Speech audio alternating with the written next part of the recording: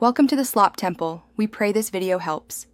In this video, I will explain how to make delicious waffles using pancake mix. First, for every 1 cup of pancake mix, add 2 tablespoons of vegetable oil. This oil is crucial for that crispy waffle texture.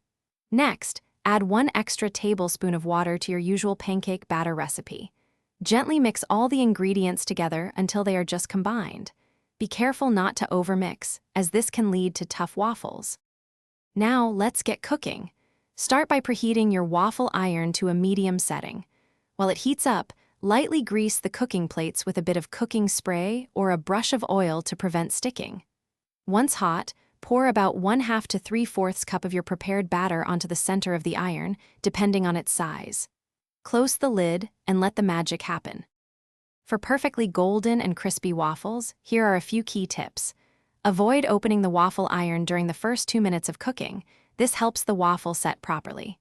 Continue cooking until the steam stops, which typically takes about 3 to 5 minutes.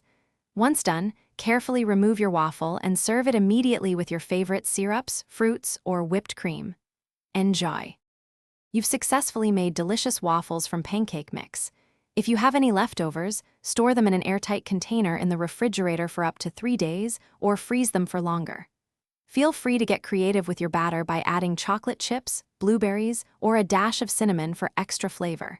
And hey, for more great deals and to check out the Echo Dot smart speaker, be sure to look at the link in the description below. Thanks for watching. Thanks for watching. Consider subscribing if we helped you.